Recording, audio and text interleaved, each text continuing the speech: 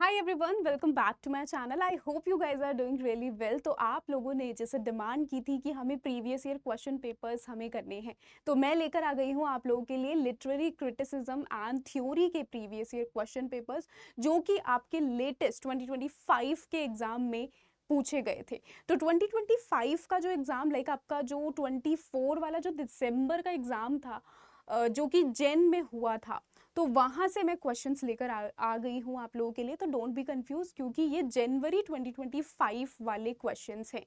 अभी जो लेटेस्ट जून 2025 वाले क्वेश्चंस मैं आप लोगों को नेक्स्ट वीडियो में करवाऊंगी। तो चलिए आज की क्लास को स्टार्ट करते हैं। विद कंसेप्ट हम समझेंगे, और टोटल जितने भी क्वेश्चन आपके लिटरेरी थ्योरी एंड क्रिटिसिज्म से पूछे गए हैं, you will get an idea कि एग्जैक्टली किस तरीके के क्वेश्चंस बार बार रिपीटेड पूछे जाते हैं, क्या पैटर्न रहता है। खासकर अगर आप इंग्लिश लिटरेचर के स्टूडेंट हो, बिगिनर हो, तो आपको एक बहुत ही अच्छा आइडिया मिल जाने वाला है यहाँ से। तो चलिए सबसे पहला क्वेश्चन देखते हैं। तो सबसे पहला क्वेश्चन आपसे पूछा गया है, वैसे तो लिटरेरी क्रिटिसिज्म एंड थ्योरी की बात करूँ तो बहुत ही इंपॉर्टेंट आपको ये याद रखना है कि इनसे क्वेश्चंस कैसे पूछे जाते हैं, मैचिंग से क्वेश्चंस। इनमें कुछ कुछ ऐसी टर्म्स है, जैसे कि अभी लेटेस्ट एग्जाम में बहुत सारे क्वेश्चंस हैं जो कि टर्म से रिलेटेड आए हैं। पेनॉप्टिकॉन की डेफिनेशन पूछ ली गई है, या फिर ब्रेकोलाज टर्म किसने क्वाइन की है। तो ऐसे क्वेश्चंस आपके पूछे जाते हैं, बार बार ऐसे क्वेश्चंस बने हैं। और इस बार खासकर ज़्यादा से ज़्यादा ऐसे क्वेश्चंस पूछे गए हैं कि कौन सी टर्म किसने क्वाइन है, मैच द फॉलोइंग, वर्क से रिलेटेड क्वेश्चन। तो लिटरेरी क्रिटिसिज्म लगता बहुत डिफिकल्ट है, बट एक्चुअली में बहुत ही आसानी से आप इनको कर सकते हो। बस आपको प्रीवियस ईयर क्वेश्चन पेपर्स को फोकस करना है, ध्यान रखना है कि कैसे किस तरीके से क्वेश्चंस आपके एग्जाम में पूछे जाते हैं। तो देखो, ये रहा आपका पहला क्वेश्चन, 7 जन 2025 का क्वेश्चन है ये। अरेंज द फॉलोइंग वर्क्स, आपको इनको क्रोनोलॉजी वे में इनको अरेंज करना है। तो देखो, सबसे पहला क्वेश्चन आपसे मैथ्यू आर्नोल्ट का famous work culture and anarchy से पूछा गया है, और ये मल्टीपल टाइम्स ये क्रोनोलॉजी में रहते ही रहते हैं। इसके अलावा वन मोर इम्पॉर्टेंट हमारे आ जाते हैं थॉमस ब्राउने का work, Thomas Browne's the autonomy of मेनिनकुली। यहाँ इनसे भी मल्टीपल टाइम्स मैचिंग में क्वेश्चंस पूछे जाते हैं। ओके, तो ये दो क्वेश्चन दो बार बार आपको रिपीटेड देखने के लिए मिलेगा। इसके अलावा P B Shelley defence of poetry, Thomas Hobbes की वर्क मैंने आप लोगों को बताया था, अभी लास्ट लेटेस्ट हमारी क्लास लगी थी एनलाइटनमेंट एज में। तो मैंने आपको बताया था सोशल कॉन्ट्रैक्ट थ्योरी के बारे में। तो जो सोशल कॉन्ट्रैक्ट थ्योरी है, सोशल कॉन्ट्रैक्ट थ्योरी किसने दी है? थॉमस हॉब ने सोशल कॉन्ट्रैक्ट थ्योरी की बात की है, which is very important. Social contract में क्या बात की जाती है कि किस तरीके से गवर्नमेंट और जो लोग हैं वो आपस में एक दूसरे के साथ कॉन्ट्रैक्ट बिल्डअप करते हैं कि हम तुम्हें वो पावर देंगे, और इन रिटर्न वो पावर का यूज गवर्नमेंट हमें हमें सोसाइटी को बिल्कुल चीज़ें बिल्कुल लॉ रूल्स रेगुलेशन सेट करने में वो पावर का यूज़ किया जाएगा। So that is a social contract जो कि पीपल एंड गवर्नमेंट के बीच में हुआ है। तो ये इनसे भी क्वेश्चंस बार बार पूछे जाते हैं। इसके अलावा Walter पेटर्स studies in the history of the Renaissance, ये क्वेश्चन आपके पूछे गए हैं। तो राइट आंसर यहाँ पर क्या हो जाएगा आपके? देखो, सबसे पहले यहाँ पर सिंपल मैं आपको यहाँ पर ये जो क्लास रहने वाली है वो ज़्यादा लेंदी नहीं रखेंगे, टू द पॉइंट हम यहाँ पर समझने वाले हैं। तो सबसे पहला वर्क आता है Matthew Arnault culture and anarchy, कब पब्लिश किया गया था? 1869 में पब्लिश हुआ था। लेकिन थॉमस ब्राउने का वर्क, थॉमस ब्राउने के और भी वर्क्स हैं जो कि आपके मल्टीपल टाइम्स क्वेश्चन पूछे जाते हैं। 1621 में इन्होंने ये वर्क पब्लिश किया था। ये एक नॉन फिक्शन राइटर है 17th सेंचुरी के। पीबी शेले का वर्क तो आप सभी को पता होगा, इनका वर्क पॉस्टमसली पब्लिश किया गया था। लिखा गया था, कब लिखा गया था? लिखा गया था 1821 में, but posthumously after his death इनका वर्क ये पब्लिश हुआ था।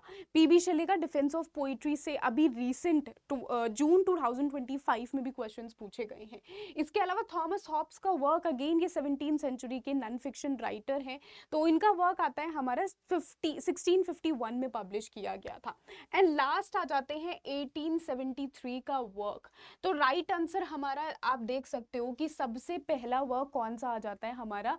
The मेनिनकोली of sorry the autonomy of मेनिनकोली, सबसे पहला ये वर्क था हमारा, सबसे पहला वर्क जो कि 17th सेंचुरी के राइटर थे। इसके अलावा थॉमस हॉब्स भी 17th सेंचुरी के राइटर थे। ओके, तो आपको अगर इतना भी पता है, इतना भी अगर आपको नॉलेज है कि कौन से राइटर यहाँ पर 17th सेंचुरी के राइटर हैं या फिर नॉन फिक्शन राइटर हैं, तो जिससे आप बहुत ही आसानी से यहाँ पर लगा सकते हो आइडिया कि हाँ ये हमारा एग्जैक्टली राइट आंसर होगा। तो बी एंड देन उसके बाद डी आएगा, बी डी राइट आंसर क्या हो जाएगा, option number 4th is the right answer. चलो अब जरा देख लेते हैं, समझ लेते हैं इनके वर्क्स में इन्होंने एक्चुअली में किस चीज की बात की है। सबसे पहले मैथ्यू आर्नॉट से अभी रिसेंटली जून 2025 में भी क्वेश्चंस पूछे गए हैं, तो मैथ्यू आर्नॉट इज इंपॉर्टेंट। मैथ्यू आर्नॉट का कल्चर एंड अनार्की काफी ज्यादा इंपॉर्टेंट है, जहां पर इन्होंने कल्चर की बात की है। कल्चर की डेफिनेशन देते हुए मैथ्यू आर्नॉट क्या कहते हैं, परफेक्शन की बात करते हैं।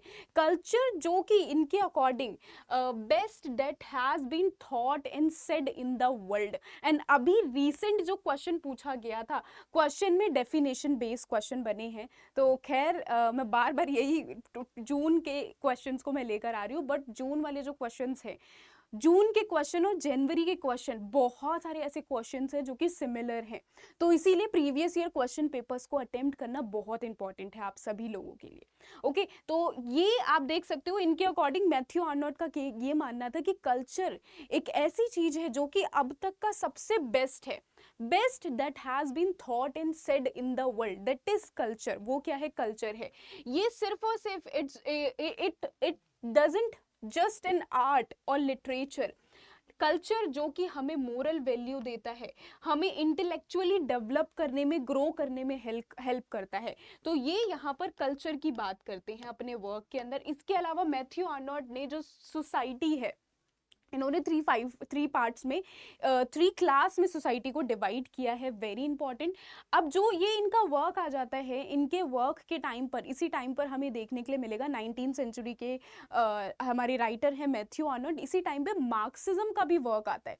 तो जैसे कि कार्ल मार्क्स सोसाइटी को 2 पार्ट्स में डिवाइड करते हैं, 2 क्लास में डिवाइड करते हैं, एक तरफ वर्किंग क्लास, एक तरफ रूलिंग क्लास, और सेम इसी तरह हमें देखने के लिए मिलेगा मैथ्यू आर्नॉट इस सोसाइटी को 3 क्लास में डिवाइड करें। सबसे पहले जो सबसे अमीर लोग हैं, एरिस्टोक्रेट लोग हैं, जिन्हें इन्होंने बोला है बारबेरियन क्लास। देन उसके बाद फिलिस्टीन्स आ जाते हैं, जो मिडिल क्लास, जो कि किसके ऊपर फोकस करते हैं, अपनी वेल्थ को, मशीनरीज के ऊपर फोकस कर रहे हैं। देन पॉपुलेंस क्लास, जो कि वर्किंग क्लास है, और इनको क्या बोला है, ऑफेंट, अनकल्चर एंड रिबेलियस, इनको पॉपुलेंस क्लास को बोला है। ये भी आपका यूजीसी नेट में प्रीवियस ईयर क्वेश्चन रहा है, इनकी डेफिनेशन के बेस पर क्वेश्चन पूछे गए हैं, तो इंपॉर्टेंट है। सेम मैथ्यू आर्नॉट बात करते हैं स्वीटनेस एंड लाइट की। तो स्वीटनेस एंड लाइट का जो कंसेप्ट है, ये मैं इसलिए यहाँ पर क्वेश्चन पुट किया है बिकॉज ये भी आपका प्रीवियस ईयर क्वेश्चन पूछा जा चुका है। ये जो कंसेप्ट है, इस फ्रेज को इन्होंने जोनाथन स्विफ्ट से इन्होंने बॉरी किया है, और स्विफ्ट ने क्या बोला था, स्वीटनेस का मतलब ब्यूटी एंड लाइट का मतलब इंटेलिजेंस, लाइट का मतलब अवेकिंग। ओके, एंड जैसा कि आप सभी को पता है कि ये कौन सी एज से बिलोंग करते हैं, स्विफ्ट बिलोंग करते हैं 17-18 सेंचुरी के, जहां पर सोसाइटी में डेवलपमेंट हो रहे थे, सोसाइटी में चेंजेस आ रहे थे, और वी ऑल नो कि ये किस लिए फेमस है, अपने सटायरिकल वर्क्स के लिए फेमस है। ओके, नेक्स्ट आ जाते हैं। इसके अलावा आप लोगों को हेब्रिज्म एंड हेलेनिज्म आपको पता होना चाहिए। Hebraism which focus on conduct, morality, इन सभी चीजों के ऊपर फोकस करता है। हेलेनिज्म जो कि रीजन के ऊपर, नोइंग के ऊपर फोकस करता है। एंड मैथ्यू आर्नॉट अब क्या बोलते हैं, Matthew Arnold advocates to balance between both of them, दोनों को ही बैलेंस करके चलने की बात यहाँ पर करते हैं। ओके, तो ये हमारा एक क्वेश्चन, हमारा नेक्स्ट, हम यहाँ पर पूरे क्वेश्चन को अच्छे से समझेंगे सो दैट कि आपका अगर नेक्स्ट टाइम क्वेश्चन पूछा जाए तो आप स्किप ना करें उस क्वेश्चन को। नेक्स्ट हमारा वर्क आपको वहाँ पर ऑप्शन में देखने के लिए मिला था, थॉमस ब्राउनी का द ऑटोनॉमी ऑफ मेनिनकोली से वर्क पूछा गया था। तो देखो इनके क्वेश्चंस और कहाँ कहाँ से बनते हैं, थॉमस ब्राउनी, इनके क्वेश्चन प्रीवियस ईयर क्वेश्चन और अभी जून में भी यहाँ से क्वेश्चन बना है, religio Medici, the religious of a doctor. इनसे ये क्वेश्चन प्रीवियसली भी पूछे जा चुके हैं, इंपॉर्टेंट है। तो इन्होंने द ऑटोनॉमी ऑफ मेनिनकुली बुक तो लिखी थी, इसके अलावा इन्होंने ये बुक भी लिखी थी जो कि इंपॉर्टेंट है। Okay, and this particular work is a spiritual testament and early philosophical self portrayed work इसे कंसिडर किया जाता है। तो सी 17th सेंचुरी में कोई लिख रहा है about spirituality, which is quite, हम कह सकते हैं कि कुछ नया इन्होंने फिलोसफी के बारे में इन्होंने पहली बार बात की थी। सो दैट्स वाई ये इंपॉर्टेंट आ जाते हैं। नेक्स्ट क्वेश्चन देख लेते हैं हम, in which of the following text हमें ये लाइन्स देखने के लिए मिलेंगी। ओके, कौन सा, ये सारे के सारे वर्क्स आप देख सकते हो कि सारे वर्क्स किसके हैं, अलेक्जेंडर पोप के ये सारे के सारे वर्क्स पूछे गए हैं। नाउ अलेक्जेंडर पोप से मल्टीपल टाइम्स कोटेशन से क्वेश्चंस पूछे जाते हैं और जिसमें आप लोग कंफ्यूज हो जाते होगे, समझ नहीं आता होगा, क्योंकि इनके पर्सनली मैं बताऊं तो इनके an essay on criticism, an essay on man, इनमें बहुत सारी ऐसी कोटेशन है जिसमें बहुत ज्यादा कंफ्यूजन होती है।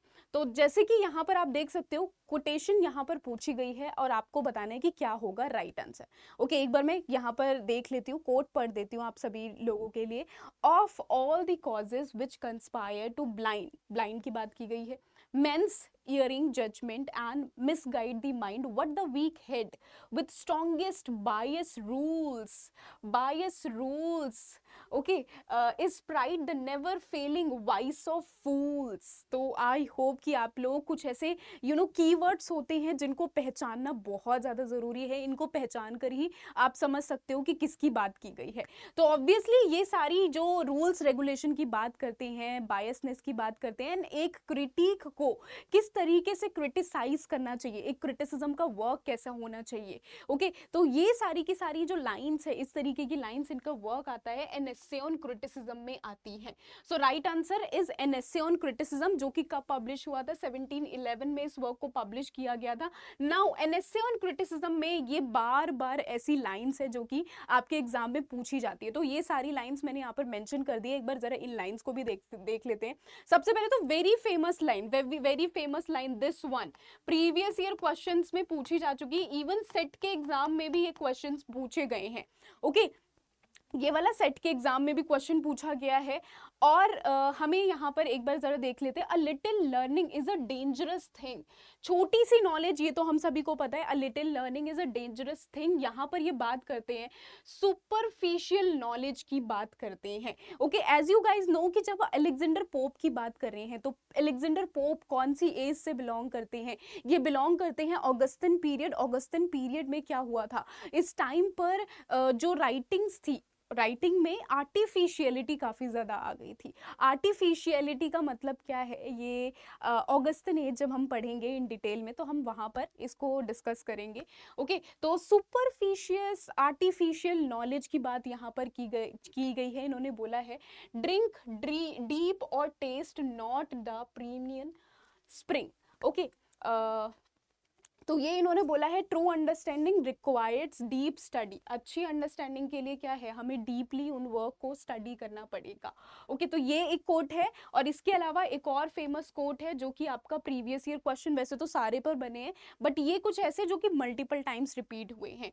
True wit in nature advance dress what often was thought but never so well expressed। ये एन एस्से ऑन क्रिटिसिज्म में बात कर रहे हैं, उन राइटर्स की, उन क्रिटिक्स की बात कर रहे हैं, डायरेक्टली उन क्रिटिक्स को बोल रहे हैं जो कि कॉपी पेस्ट तो कर लेते हैं, क्योंकि ऑगस्टन एज में कॉपी पेस्ट यानी कि जो क्लासिकल राइटर्स थे उनके वर्क से इंस्पायर होकर उनके वर्क्स को, क्लासिकल राइटर्स के वर्क को लाइन बाय लाइन कॉपी किया जा रहा था। ओके, और यहाँ पर ये डायरेक्टली बोलते हैं कि तुम कॉपी तो कर लोगे as a writer, you can imitate classics, लेकिन क्लासिक्स को इमिटेट करने के साथ साथ तुम्हें उसे काफ़ी अच्छे से वेल एक्सप्रेस भी तो करना आना चाहिए। ओके, कॉपी तो कर रहे हो, ट्रांसलेट तो कर रहे हो, लेकिन उसे काफ़ी अच्छे से एक्सप्रेस करना इज समथिंग जो कि यहाँ पर इन्होंने बोला है।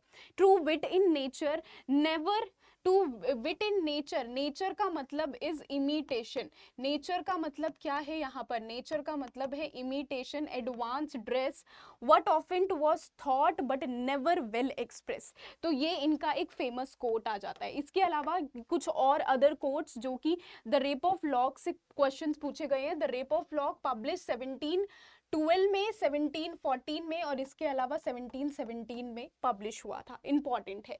ओके, तो ओपनिंग लाइन सबसे पहले तो आपको याद रखनी है, ओपनिंग लाइन इंपॉर्टेंट है। इसके अलावा Belinda smiled and all the world was gay, ये एक फेमस कोट है जो कि पूछी जा चुकी है प्रीवियसली, जो कि बात कर रहे हैं यहाँ पर बिलिंडा की स्माइल के ऊपर बात की जा रही है। Okay, and now tell me यहाँ पर जो गे की बात हुई है, आप लोगों को बताना है कि गे का मतलब क्या है, because we are talking about 18 century की हम यहाँ पर बात करें, 18 सेंचुरी के वर्क की बात करें। 18 सेंचुरी में जो थर्ड जेंडर है और इन सारी चीज़ों की बात नहीं की जाती थी वर्क के अंदर। तो आपको मुझे नीचे कमेंट करके बताना है कि गे का मतलब क्या है यहाँ पर।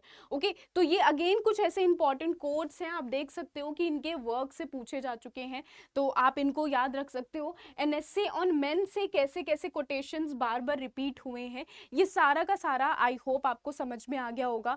और इसके लिए आप क्या कर सकते हो, इसके लिए आप मेरे टेलीग्राम चैनल को फॉलो कर लेना। टेलीग्राम का लिंक मैं डिस्क्रिप्शन में डाल दूंगी। उस टेलीग्राम पर मैं ये जो पीडीएफ्स हैं वो पोस्ट कर दूंगी, तो आपके लिए वो बेनिफिशियल रहेंगे।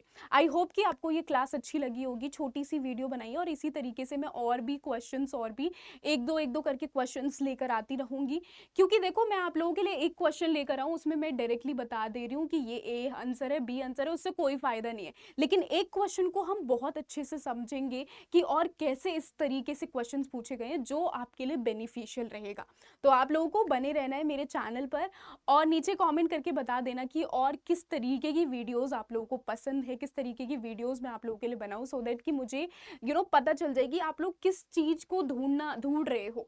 ओके, अभी प्रीवियस ईयर क्वेश्चन पेपर्स मैं आप लोगों को करवा रही हूँ, क्योंकि मैंने आप लोगों से क्वेश्चन पूछा था टेलीग्राम चैनल पर। मैंने एक टेलीग्राम चैनल पर मैंने पोल डाला था और वहां पर ज्यादा से ज्यादा स्टूडेंट्स ने बोला था कि हमें प्रीवियस ईयर क्वेश्चन पेपर्स करवाओ, because previous year question paper से हमें एक पाथ पता चल जाएगा, एक आइडिया पता चल जाएगा कि what kind of question they will ask in next exam, और किस तरीके से हमें अपनी प्रिपरेशन को रखना है, कैसे क्वेश्चंस पूछे जाते हैं।